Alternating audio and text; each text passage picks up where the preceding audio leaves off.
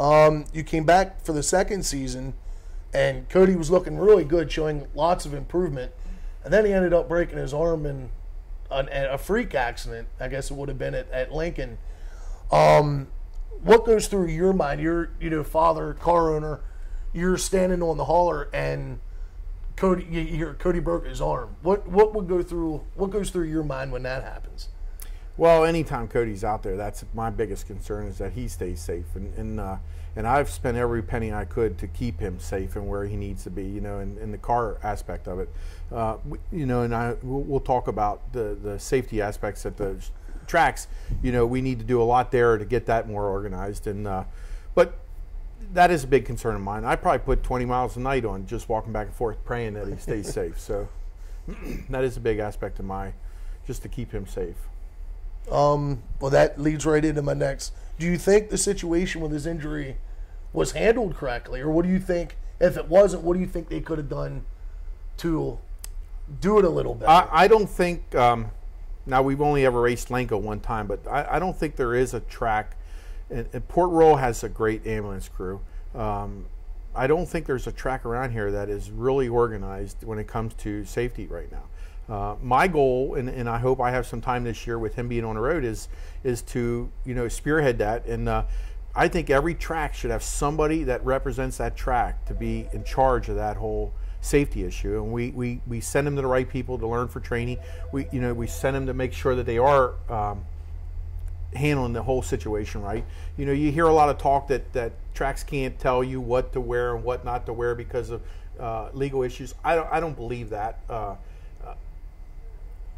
I just can't believe we don't have a standard that we need to live or race at, that can't be held, that that attorneys can't agree upon. Right. I know I talked with a few drivers this past Saturday, and we were discussing this, and Todd said not one time have they ever come down and checked belts or his helmet. And he knows when he ran USAC, that was the first thing they did. If USAC can do that, why can't local tracks they do it at Knoxville. They do it at Lenco. Lenco is a club, but it's very organized. Knoxville is very organized and has a great safety crew. If we could take places like that, and there you have the micro sprints, and you have the 410, from little to the top, and try to meet in the middle there with our tracks. I think every track around here, from Path Valley to Hill Valley to Port Royal, Sealands Grove, Lincoln, Williams Grove, all of them should have someone that represents them and be part of this whole thing about safety. Well, you've done stuff at different points with bringing, if I remember correctly, bringing cars in and teaching them how to.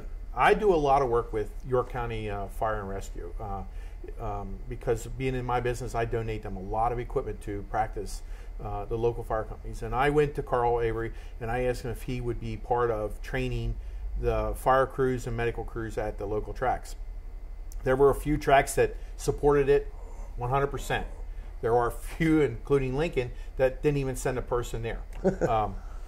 I did this twice. I donated $3,000 each time to the fire school so that they could do this for them. They brought people in from Watkins Glen, from Englishtown, some local people, and we donated them cars, and they learned how to extract people from the cars.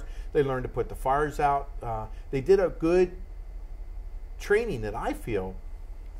We just need to have the management from the tracks be more involved in mandate, making that happen every year. Well, see, you mentioned Lincoln. One of the things with Lincoln is they don't own nothing. They don't pay for nothing. I know I'm good friends with a couple of the guys on the safety crew, and they've paid for the truck. They pay for the stuff in the truck. They paid to letter the truck. Lincoln doesn't give a lot to them. They get paid a little bit of nothing to be at the track, but it's all done by them and with no support. And it makes it hard to, get stuff when a racetrack ain't going to help out. See, and I don't agree with that. I mean, a track that should be my most importance, to make sure that kid or person is going to be treated properly, than worrying about paying them a little more on the, on the top of the purse. Unfortunately, that's the way I feel. I donated Williams Grove their fire truck. So I know where that is. We're in the process of making simulators right now, 5 simulators that we're going to move different outings, different racetracks, and we're going to take that money and we're going to donate it to the fire guys. Oh, cool. To an energy driver thing. We should have that trailer and them simulators done for this year. We were planning on it last year, but a lot happened, a lot of travel, and then it took away from that time. But somehow we need to get an organization together. If it's one person from each track, but we need to hold the tracks accountable.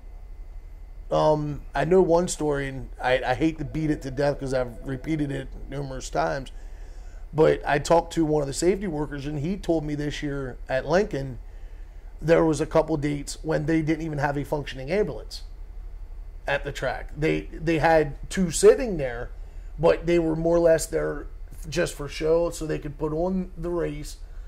They were more used to transport old people back and forth from an old age home to a doctor's office. Transporting ambulances. And when he's telling me this, I'm sitting there and I'm looking, I'm like, what? You're kidding me. I'm like, what happens if there's a bad accident, somebody gets hurt? And he goes, oh, we already worked out a hand signal. If I give the signal, they're to jump right on a cell phone and call for a helicopter because we have nothing we can do. Did you guys know this was going on? I mean, do the drivers know this? I don't think all the drivers know that, and that's the mentality though. But I know that, and that's why I've been pushing for a change. That's hats off to Port Royal, because when you go there, they have two ambulances that are fully stocked, equipped, and stocked with good people. And I can't understand why we couldn't have a local fire company be part of that for a standby there at the track with just a donation, Right. And, it doesn't take that much money to donate to these fire companies to do that. And I guarantee there's a lot of people in them fire companies that would like to just come see the races and be part of that. Right. What can the drivers, besides what you're doing to help, what can other drivers, teams, even fans, what could they do to help the situation? We just need to make sure that everybody makes them tracks aware of that. Hopefully, when Doug Esch gets a little better here, we're going to push for that whole thing. I was hoping Doug had some answers from Dr. Trumbull. There's a big trade show at Indy this coming the first week of December. I was actually going to donate the money to fly certain guys out from each track just to go to that seminar. I mean, it's all about safety, and it's all about the new seats. Anything we can do to protect the guys in the cars. Where Cody's at. Kasey has bought him the right seats. The Dr. Trumbull is that cushion that goes in the seats.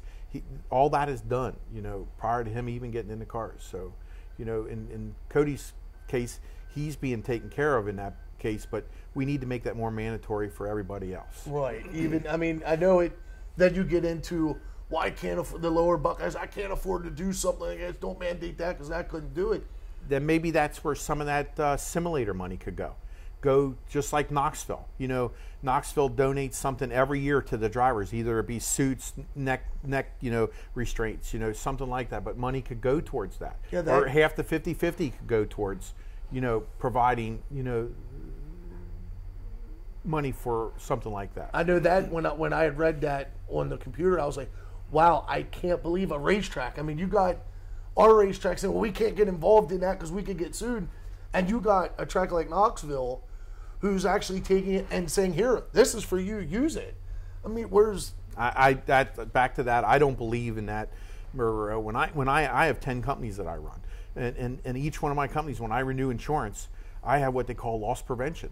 The insurance company actually comes in here and tells me what I'm doing wrong, what I'm not doing, and prevent things from happening. I can't believe, and I have insurance through Cody's, Darrah Motorsports is insured through the same people that do most of these tracks, is KKK or something like that. Whatever it is. I insure through them, and I can't believe that they don't come to these tracks and tell them what they could do to help prevent injury. Right.